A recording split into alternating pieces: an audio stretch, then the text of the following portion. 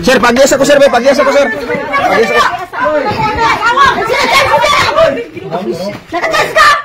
Wala lang. Sabi ako, nakatas ka! Kalma lang. Ayaw, kalma.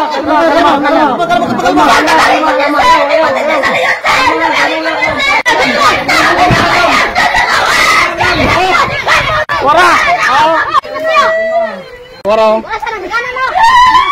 Wala si Lina. May lalaki na white collar. So, Ma'am, kalma lang, ma'am. So, ma'am, sir. Sir. Ayaw kayo na siya ipakuan, sir, kay...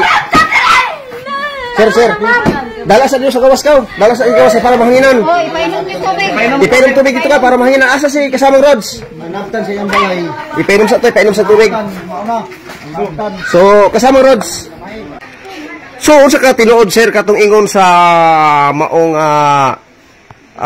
babae o katong ingon sa bana nga nag-charge na kuno. Gani, wala makatiwas og charge kay nakadaga naman ang maong babae nga nag-charge. Unsa ka tinuod, sir, nga nakargahan gyud, naka-full charge gyud ang bana sa maong babae? Sa akong paminaw, sir, murag Naka-full charge ka or wala gyud dayon, wala gyud maka-full? wala na siguro maka full charge, sir, mga 50% na siguro kay mo naman to giabot namang iyang asawang gikan sa Pero nakasaksak gyud ang iyang charger. murag ana gid, sir, kay na may 50%, so wala isa yung 100% nga ma-full siya. Nasakon man sa asawa nga motong nakaambak lagi ang Unsay sige sir, unsa ka tinuod, sir, nga nagsulti tong bana nga katukon iyang dulaan mayo kuno og kanang tao kay pwede lugawan og maayo sad kuno og sundang kay og tayon pwede lihaan. So sa katinuod na, sir? Tinaw lang na, sir, kay nang muingon natong lalaki lagi nga kung may man kunog sundang lagi kay malihaan ang iyang tawgon na nato iyang charger po niya. Oh, na dili man ko natigulang kay malugawan. So motong nangita gid siguro sa kadula. Kay pero ako dapat unta dili ta siya maginadto kay unsa nito nga laki, sir, gusto hilig siya permanent charge, permanent full charge ang iyang kargada, permanent siya maka-charge? Ana gid siguro, sir, hilig siya inadto kay taon-taon na mo gibuhat niya ingon sa atong silingan dari. Pero ngano siguro, sir, itama na ko balik, sir, di ba dapat kung minyo ta na may charger pud sa to asawa dito na lang kata mo, or na may cellphone sa to asawa dito na lang kata mo charger? Basi wala na gid siya makahulat, sir, kay taon-taon man pud yang awa na siya makahulat sa iyang charger. Mutong iyan ang gibsaksak yun, no? nag-charge na gid siya. So, sus mo ni mga higala. Usa ka ba na gibsaksak ini ang iyang charger dito sa maong cellphone na itong maong bayi. So, na wala kuno ka full charge pero hapit gyud.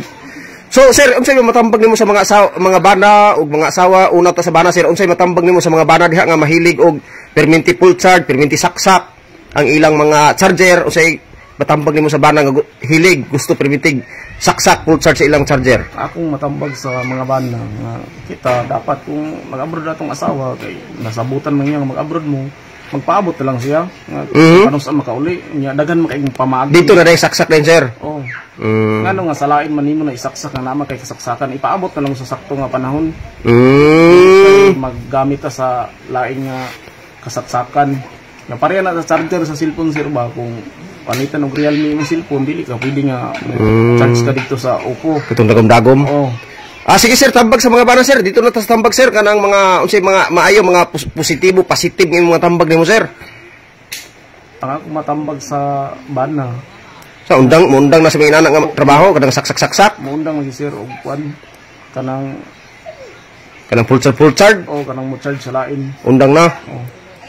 Sige, sa mga babae po, sir, nga mga abroad kanang para plastar plastada gyud ang ilang kwarta nga moabot sa Pilipinas. Unsay matambag nimo sa mga abroad para madunay seguridad po ilang kwarta nga padala, sir, sa ilang mga bana, kay mga bana day karon daghan pud sa bana day dili kumpiyansaan. Ang ako matambag sa kasagaran ng kabulkan babae. Kita untang mga asawa kay atong kapadala atong bana man. So magkuan unta tag kuan nga maprastar gid ang kwarta nga atong gipadala kay gihaguam mi anak niyo di sa gawas. Tapos mapaingon lang sa wala. Kita unta dapat kung mga bayi kung tinud kung idapanitag idapat man sa balay o kinanglan nga makabidyo ang laki sa mga resibo, mag-realize kung unsay gidapatan gyud. Kaya lang mag-video call gid permi. Kay para nga dili mabutang sa ato-ato inyong hago. Safety ang kwarta. So mo ni mga higala, no, ato karon na istorya diri sa kasama ko, Rods. Mo ni mga higala, katong mga lalaki, undang namo sa pagsaksak sa dili inyong saksakanan, dili ninyo asawa, undang namo din katong mga babae nga naka-abroad, ang inyong kwarta perminti gid monitora kung nakadapat pa sin sakto aron nga dili masayang inyong kahago. So dinhi na lang sir, daghang salamat diri sa Labaon TV, daghang salamat ug may adlaw sir. Salamat sir.